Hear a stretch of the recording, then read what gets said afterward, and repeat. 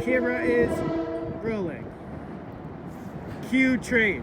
Cue train. Hello. Welcome to Smiling Hogshead Ranch. We are going to learn how to turn rows today.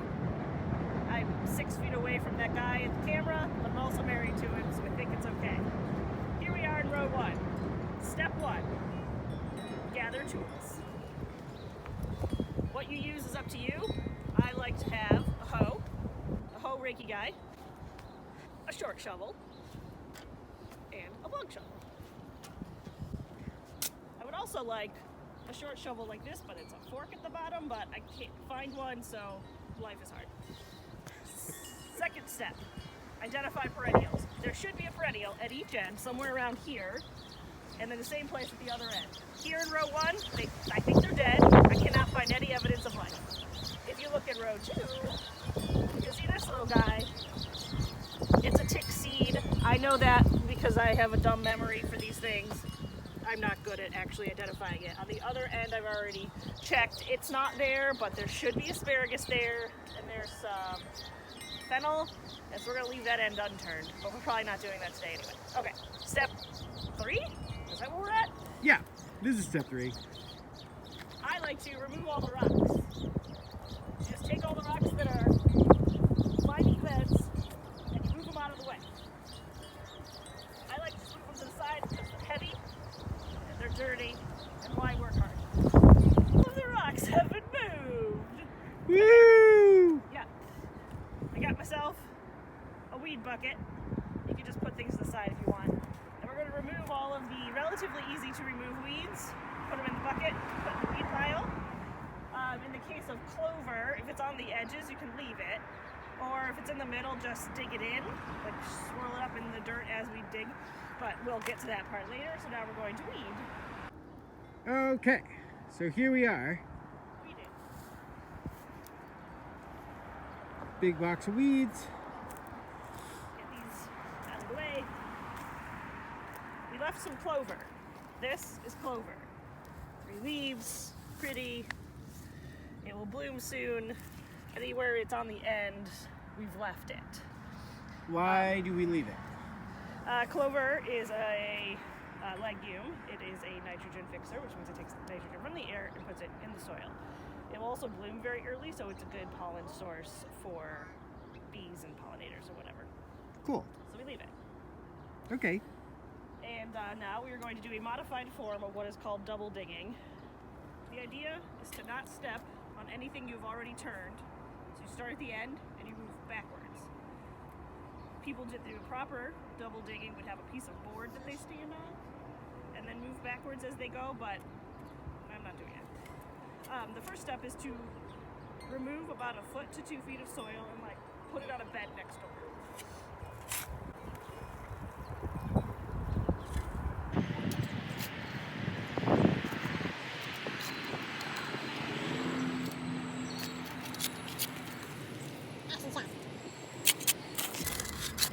Once you have just a little bit out of the way, we're not being too picky, you fluff as deep as you can from here. I think I'm hitting a rock. We throw a lot of rocks here at this farm.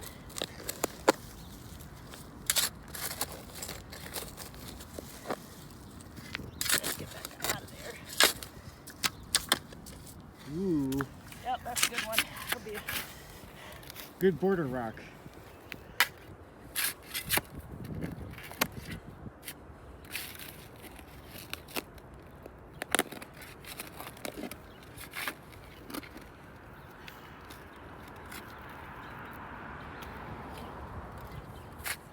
That was probably once a border rock and got missed last year.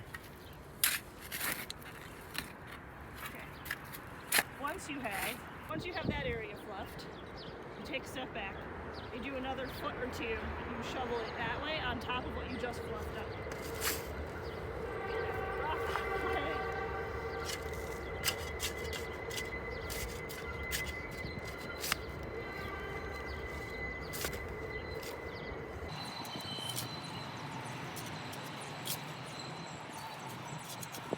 Once you've done that, you fluff here again, down as deep as you can, and you repeat for the entire length of the bed. And at the end, we will shape don't worry about how neat this looks now. We will make it neat at the end.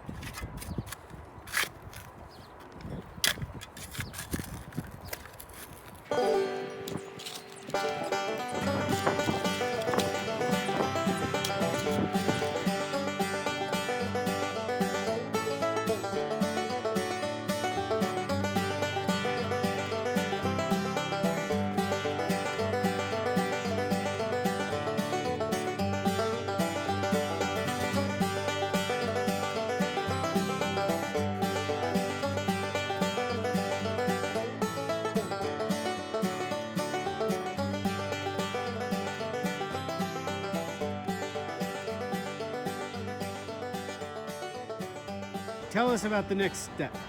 Okay, going through and loosening up clumps of soil and just sort of fluffing. Fluff can get things like this out of it. And just generally loosening it up. Never walk on what you've already turned. Most important thing, never walk on a turned bed. Just fluff. And what's the idea behind fluffing? More air, more height. Easier for the roots? Easier for the roots to dig down deep and get all the nutrients they need. The idea with fluffing a bed like this is that you can plant things closer together than normally recommended because they have more access to more depth by it not being so compacted. So you can grow more food in less space. It's even the title of a book. Grow more vegetables in less space than you ever thought possible. Route.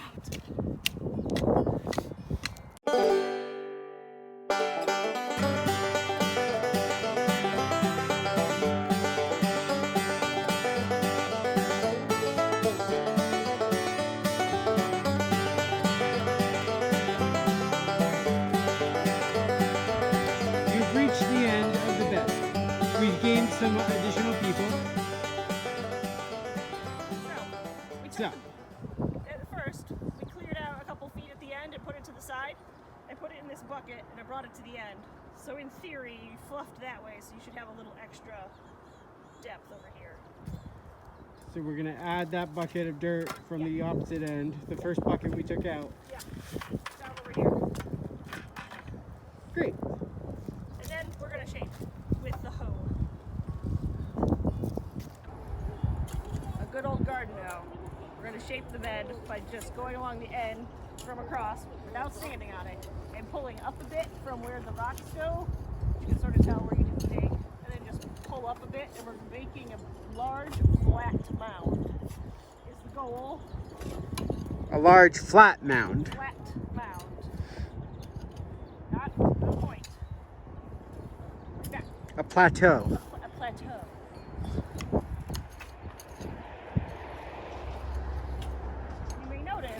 We have gained several inches of height by adding nothing but air. That bed has not been turned. That has been turned. We will eventually add compost and amend this, but nothing has been done yet.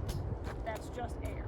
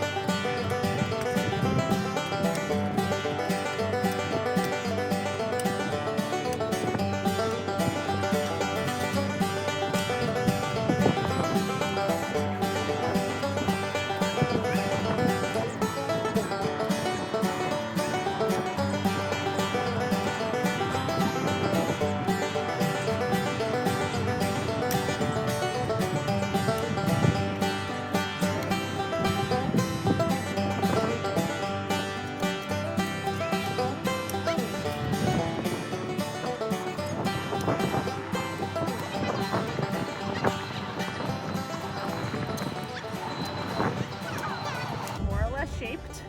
I'm going to flatten out some more with the Reiki hoe. I have no idea what this is called. And Clawma bob. cultivator. That makes sense. It's just a long cultivator.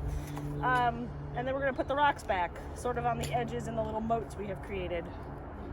Camera pans to the right. Ooh.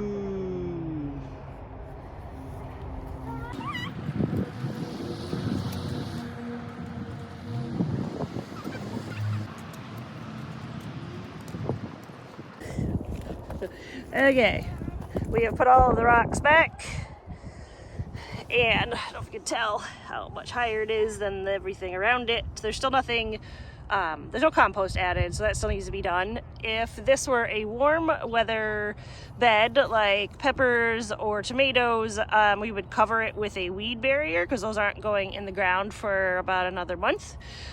And it would help the soil warm up and help keep weeds from germinating. But this is cabbage and Brussels sprouts, I believe, some cold weather thing. So it is just a couple compost buckets away from ready to plant. So if you started cabbage or Brussels sprouts in your house and they are ready to come out, you can plant them in Rowan.